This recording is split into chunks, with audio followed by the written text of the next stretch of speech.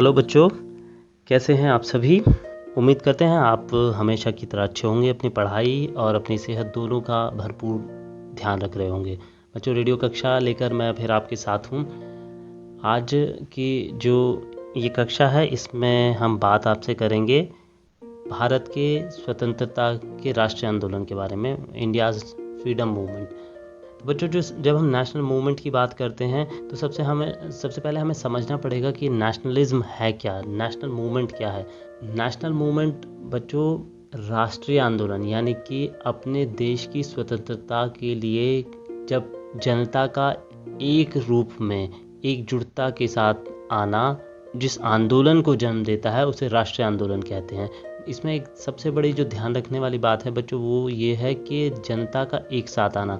जनता का एक साथ आने का मतलब है कि समाज के लगभग सभी हिस्सों की उसमें भागीदारी होना आवश्यक है। क्योंकि अब से पहले हमने 1857 के विद्रोह की भी बात की, लेकिन वहाँ पर ना तो क्षेत्र की दृष्टि से और ना ही लोगों की भागीदारी की दृष्टि से, समाज के विभिन्न वर्ग हैं उनकी भागीदारी की दृष्टि से वो राष्ट्रीय आंदोलन कहा जा सकता है। लेकिन जिस आंदोलन की अब हम बात करने जा रहे हैं ये पूरा हम कह सकते हैं कि तकरीबन 60-70 साल का ये पीरियड था जिसमें ये आंदोलन बिल्ड हुआ और उसके बाद और आगे एक शेप इसने हासिल की।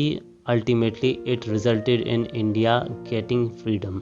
तो बच्चों, जो नेशनलिज्म की शुरुआत होती है भारत में, जब भारतीय अपने आप को किसी एक राष्ट्र का हिस्सा, एक अहम हिस्से के रूप में देखने लगते हैं, उसे हम राष्ट्रवाद कहते हैं। अभी तक भारत के इतिहास में हम कहीं भी जिसे मॉडर्न टर्मिनोलॉजी में राष्ट्रवाद कहा जाता है उससे दो चार नहीं होते हैं, लेकिन यहाँ पर पहली बार एक राष्ट्र के रूप में भारत एकजुट होता है इस आंदोलन की बदौलत।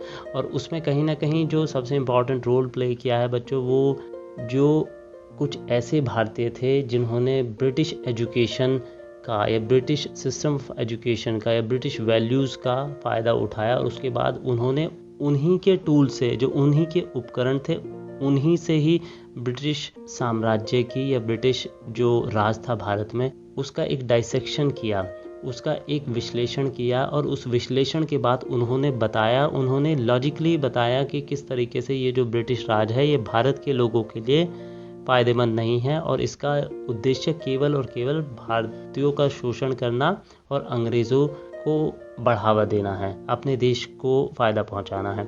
इसका सबसे ग्लेरिंग जो एग्जाम्पल था वो था, हम ये भी कह सकते हैं कि इस राष्ट्रवाद की जो शुरुआत होती है, हालांकि इसकी जेनेसिस तो कहीं ना कहीं जो सोशल मूवमेंट्स थे, ख़ासतौर से राजा राम मोहन राय और स्वामी विवेकानंद जैसे लोगों के जो एक्शंस थे वो कहीं ना कहीं जड़ में तो हम उन्हें मान सकते हैं, लेकिन जो इसकी शुरुआत होती है वो जैसे दादा भाई नौरोजी, एक जिनको grand old man of India भी कहा गया, उन्होंने जो एक आर्थिक विश्लेषण किया पूरी परिस्थितियों का, उन्होंने देखा कि किस प्रकार ब्रिटिश राज के दौरान जो भारतीय हैं उनकी स्थिति बद से बदतर हुई है। मजदूरों को मजदूरी नहीं मिल पाई, किसानों को उनकी ज़मीन से बेदखल किया गया, इवन जो छोटे छोटे ज़मींदार थे उनकी भी कोई वैल्यू नहीं रही थी, उनके पास भी जो एक पहले साधन होते थे वो कम हो चुके थे। कुल मिलाकर जो देश की स्थिति थी, जो नेशनल इनकम का उन्होंने एस्टिमेट किया, वो बहुत कम हो चुकी थी।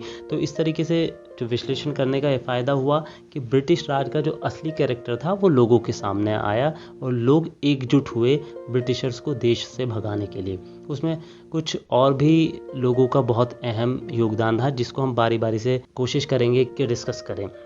बच्चों, सबसे पहले जो शुरुआत होती है कुछ छोटी छोटी एसोसिएशंस का बनना शुरू हुआ, जिसमें इंडियन एसोसिएशन, मद्रास महाजन सभा, बॉम्बे प्रेसिडेंसी एसोसिएशन, इस तरीके की एसोसिएशंस थी जहाँ पर जो इस तरीके के पढ़े लिखे लोग थे वो इकट्ठा होते थे and they would discuss about the situation prevalent in those times, और they would invariably end up at finding कि जो ब्रिटिशर्स थे उनकी पॉलिसीज़ भारतीयों को नुकसान पहुंचा रही थी। उसके बाद जो सबसे इम्पॉर्टेंट पड़ाव आता है भारतीय राष्ट्र आंदोलन के इतिहास में वो होता है बच्चों भारतीय राष्ट्रीय कांग्रेस की स्थापना 1885 में। भारतीय राष्ट्रीय कांग्रेस जिसे हम आईएनसी कहेंगे, आईएनसी को इसी तरीके के कुछ डेलीगेट्स थे, 70-75 के करीब वो डेलीगेट्स थे जिन्होंने मिलकर इसकी स्थापना की। और उनका उद्देश्य शुरू में बच्चों रहा कि हम पिटिशंस के माध्यम से हम ब्रिटिशर्स को, हम जो ब्रिटिश राज है उसको एप्लीकेशंस लिखेंगे, हम मेमोरेंडम देंगे कि ये हमारे देश की समस्या है और हम इस देश की जनता के रिप्रेजेंटेटिव हैं। तो इसमें जो एक स्पिरिट थी बच्चों वो ये थी कि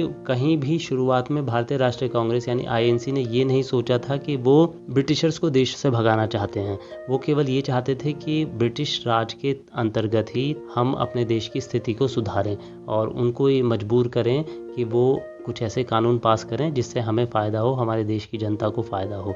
इसीलिए शुरू में कांग्रेस को कहा गया कि एक पिटीशन डालने वाली बॉडी है, एक केवल प्रार्थना करने वाली संस्था है। लेकिन धीरे धीरे कांग्रेस में भी बदलाव आए और स्पेशली जब उन्होंने देखा कि कुछ इस प्रकार घटनाएं हुई, जैसे कि आर्म्स एक्ट का पास होना। आर्म्स एक्ट से बच्चों ये होता था कि सभी भारतीयों के हथियार रखने के अधिकारों को छीन लिया गया। उसके अलावा इल्बर्ट बिल कंट्रोवर्सी थी जिसमें जो एक बिल लाया गया ब्रिटिश पार्लियामेंट में, उसके हिसाब से जो भारतीय जज थे वो ब्रिटिशर्स को, जो ब्रिटिश सिटीजन्स थे भारत में रह रहे थे, उनको भी सज़ा सुना सकते थे। तो उसके लिए फिर यहाँ पर मना किया गया, तो उस बिल को वापस लिया गया। तो इस प्रकार की जब घटनाएं हुई तो वहाँ पर ये देखा गया कि ब्रिटिशर्स की इच्छा अभी भी भारतीयों को साझा करने की नहीं है, उनके लिए कोई अच्छे काम करने की नहीं है।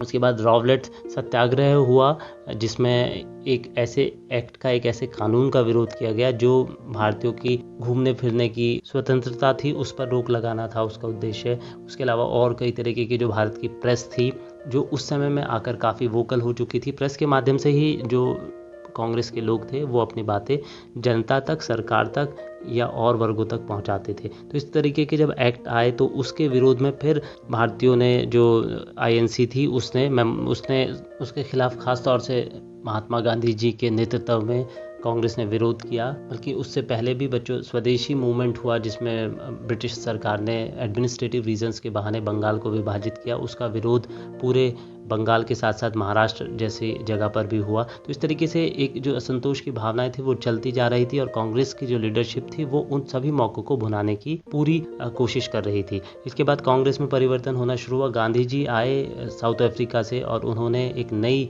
स्फूर्ति, एक नई आइडियोलॉजी कांग्रेस को दी जिसमें मास यानी कि जो जनता का इन्वॉल्वमेंट था वो बहुत ज़्यादा बढ़ा और अब समाज के लगभग सभी वर्गों की हिस्सेदारी मूवमेंट्स में होने लगी।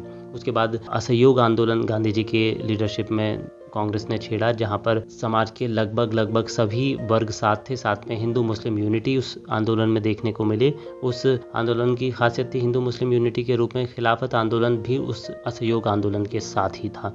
खिलाफत आंदोलन में बच्चों ये था कि वर्ल्ड वॉर हुआ और वर्ल्ड वॉर के बाद जो टर्की था वहाँ के का जो ऑटोमन एम्पायर था उसके जो बादशाह थे, खलीफा थे, उनको ब्रिटिशर्स ने अच्छे तरीके से ट्रीट नहीं किया जिससे मुस्लिम कम्युनिटी में रोष पैदा हुआ और उन्होंने गांधी जी के साथ मिलकर फिर असहयोग आंदोलन के साथ अपना खिलाफत मूवमेंट को जोड़ा।